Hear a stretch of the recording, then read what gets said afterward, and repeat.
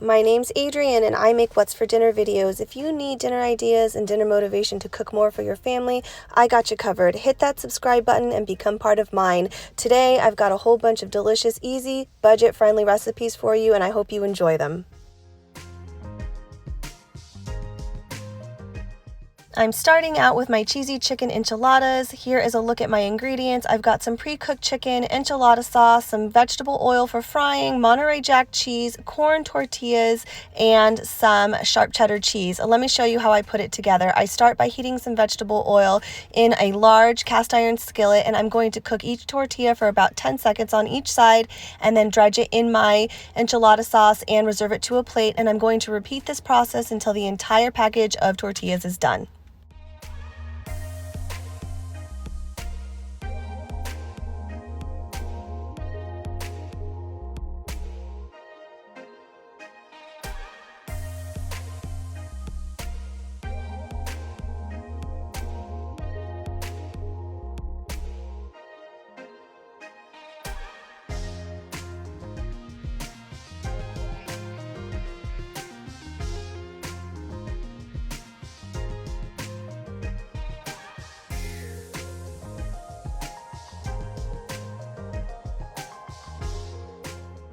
After I'm done frying all of my tortillas, I get to rolling. I'm going to put a little bit of this enchilada sauce on the bottom of my oven-safe dish, and then I'm going to add my chicken and cheese. You don't want too much. A little bit goes a long way. And when I say you can stretch this meal, an entire package of tortillas, 1 can of enchilada sauce is going to make meals for 3 different families, and I love that.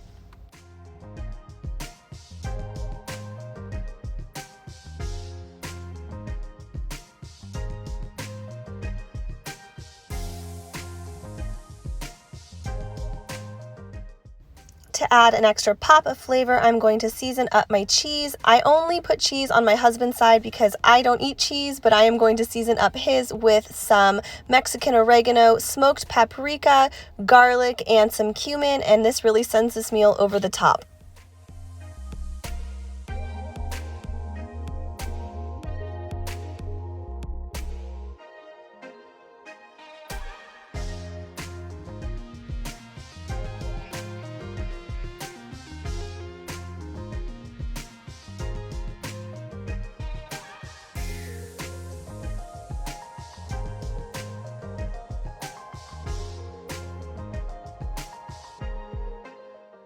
The next meal I have for you are smothered pork chops in a golden mushroom gravy. Alongside it, I'm going to be making some green beans, and to make them extra special, I am adding some Canadian bacon and some of these French fried onions. Let me show you how I put it together. I'm seasoning up both sides with some ranch seasoning mix and granulated garlic. I'm not using any salt because the cream of mushroom soup is very salty. And then I'm going to heat up some olive oil in a cast iron skillet and get the pork chops in. I am also heating up some oil for my green beans. Because the pork chops are so thin, you really want to get your green beans going because sometimes the vegetable can take a little bit longer than this thin cut of meat. I am going to add my Canadian bacon and my French fried onions, and this meal was absolutely delicious. My husband and I loved it, and my picky kids absolutely hated it.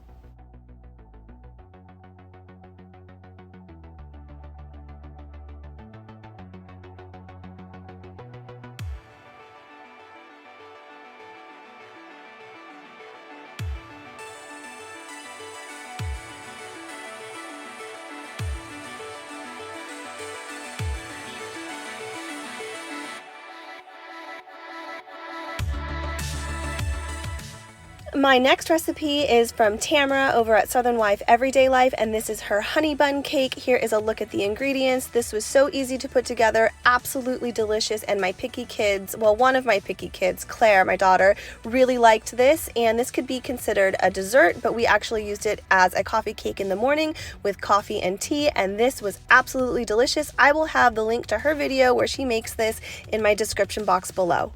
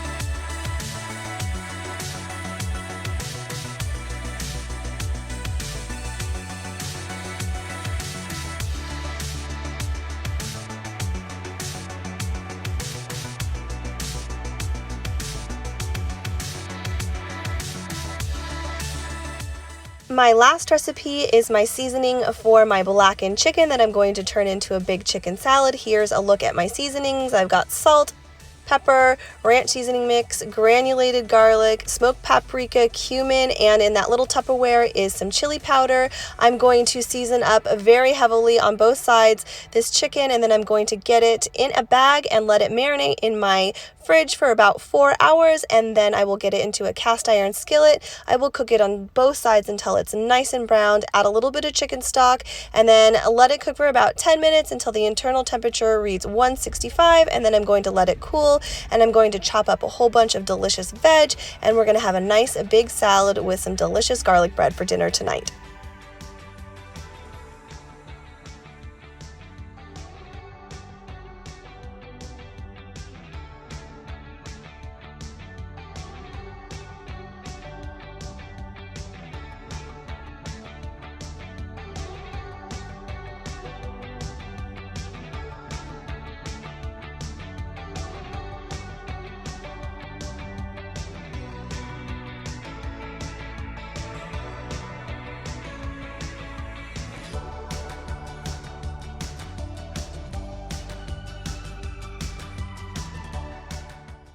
I love blackening chicken. It seals in all the flavor and the chicken is moist and delicious, and these chicken breasts go a long way. I thinly slice it. I had enough for our dinner tonight. I made some for my friend who had a baby. I keep saying that over and over, but you know what? When you have a new baby at home, sometimes a meal cooked by somebody else is just so nice. So I try and do that for her at least once a week. And then I made enough for my lunch the next day, and then enough for my husband to take 2 lunches during the week. So this fed a ton. That's it for my What's for Dinner. I hope everybody's staying happy, healthy, and safe. Don't forget to hit that subscribe button, and I'll see you in my next one. Bye, guys.